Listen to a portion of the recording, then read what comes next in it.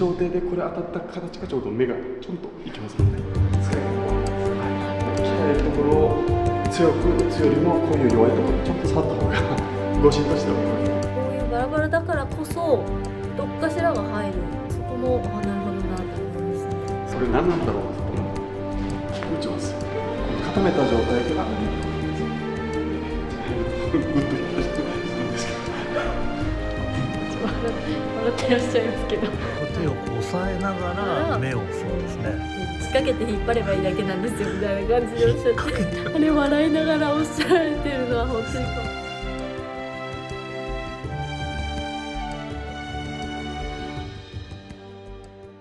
まあ今の時代はやりませんけど、目つきとかって練習されます？いらっしゃないですか。目つきってよくこのイメージがあるんですけどね。ごめん、いつも見てしないですけど、この2つってもちろんしませんけど、さすがに私でもこれはやっぱりこの指がこう痛めやすいなので、これでやるとたとえここに当たっても自然に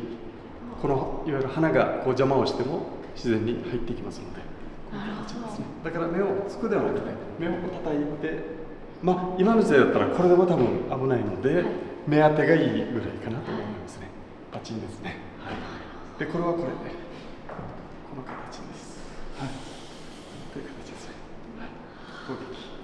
だから相手が鍛えられるなかなか、筋肉がねつくような鍛えるところを強く打つよりもこういう弱いところちょっと触った方が誤診としては攻撃があります。あと一つは例えば小手でこういう骨の形に対して拳って結構やられやすいので、こういう場合は逆に小手の方が結構向いてたりしますね。で小手でこれ当たった形がちょうど目がちょんといきますので、本当だ。小手でガーン目ちょっとでも使い方もあります。はい、なるほど。こうがっしりするのががっしりやるともし目にいけばあるんですけど、ちょっとずれておでことか硬いところに行くと指が損傷しますので、だからいろんな形がありますよね。武術ってこういう、ちょっと見つけます。じゃあこれ何なんだろうって言ったら打ちます。この固めた状態から入れてるわけです。この形になります。はい、形になりますね。顎をヒットして、でこっちに入るとグッとヒットするんですけど。笑ってらっしゃいますけどこの眼下っていう骨に入れてこういう形です。そういう形を肩とかの中に入っているってことですよね。前回黒ビワールドで紹介させていただいたんですけど、高爪とかも結構怖い技がねいっぱいありまして、これ鷹の指、鷹爪、シュッと言いまして、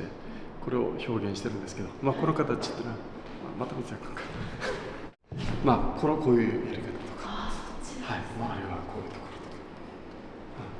ろとか、もうこういったところも多分想像しても、全然しませんけど、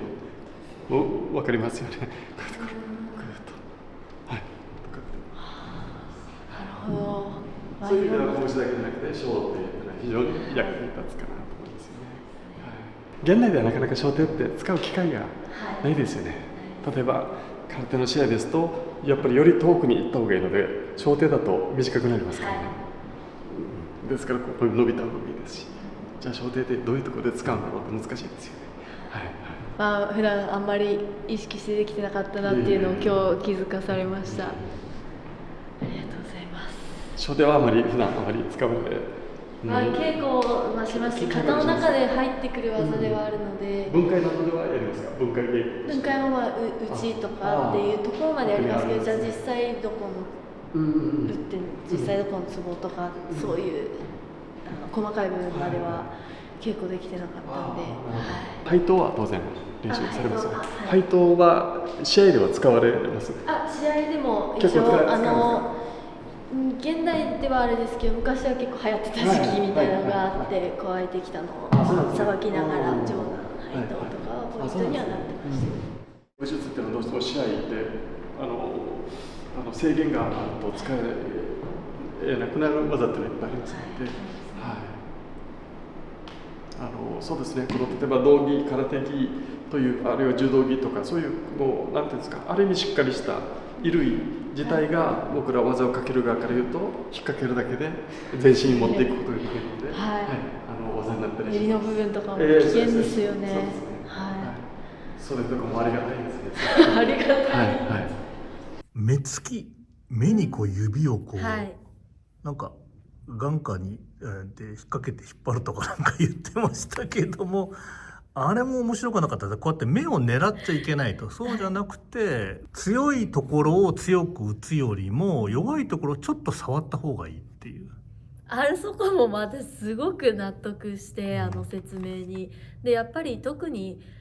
私女なので、男性相手とか特に、空手とか武道をやってらっしゃる方って、鍛えてる方とかも多くて、そういう方々に鍛えてる方に対して、じゃあ私の何が通用するのっていうところを考えたりもするんですけど、やっぱそうなると弱いところ、鍛えようがないところを指すっていうのは、本当に特に女性の方は考えるべきところだなと思いましたね。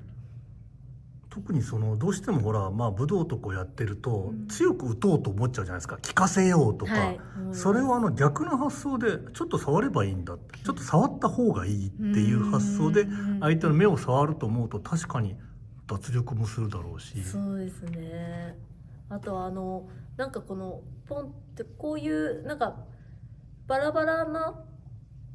手ってなんかあんまり空手とか型では綺麗にやるし、こういう綺麗な形っていうのを意識してやってますけど、ああいう実践でこういうバラバラだからこそどっかしらが入るで、ここでもし当たってもこっちが入るよねって多分先生説明されてたと思うんですけど、あそこもなるほどなと思いましたね。そうですよね。小手を顎にこう、引っ掛けてこう目にこう入るっていう、ちょっとやってみて。自分で、こう当ててこうですね。それがカンフー映画のポーズみたいなやったじゃないですか。はい。そうあれってただカッコつけてんのかなと思ったら僕は思ってたんだけど、ジャッキー・チェンとかが確かにここでこの手を、相手の手をこう押さえながら目を、そうですね、そういうで私もただのポーズかな、みたいな構えまで思ってましたけど、その時に眼下に引っ掛けてなんか引っ張るって、ちょっと引っ掛けて引っ張ればいいだけなんですよみたいな感じでおっしゃって、引っ掛けて引っ張るってもう想像するだけで怖くないですか？怖いですよ。あれ笑いながらおっしゃられてるのは本当に怖い。あと高爪剣って言って、高爪もね、見本を見せてくれて、その時にこう、あの時に誰にしようかな、また光也君、小声でまた光也君かって言ってて結局彼がいや彼も彼でまた俺かって思ってると思うんですけどでこうやって出てきて、ここ喉に、あれさすがにひよりさんも体験したいとは思わなかったですよね。思わないですね。あれも見るからに言いたいの分かります、ね。金沢ひよりでもやめた方がいいですよね。そうですね。いや先生は本当に恐ろしい技、たくさん教えてくださって、でも恐ろしい技じゃないと実際いけないだなと思って、武術ですからね。確かにね、当たり前ですけれども、宮平先生が道場で教えてる技は普通の空手の試合とかだと全部反則なわけでしょ、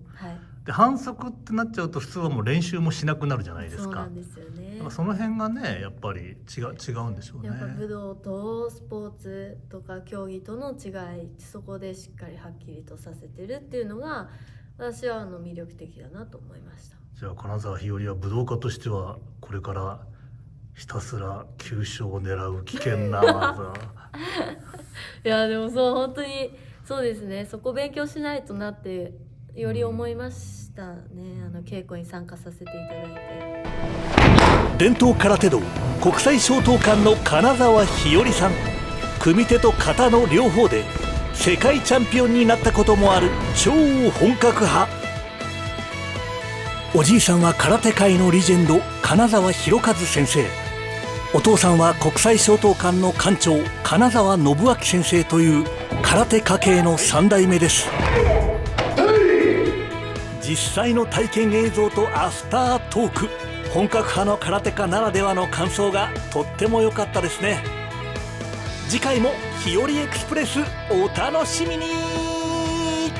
国際衝闘館の YouTube チャンネルでは空手家金沢日和さんの活躍もたっぷり見れますよ。ぜひ登録してみてください。Everyone is a hero in 黒帯ワールド。黒帯ワールドでは誰もがヒーロー、もちろんあなたも。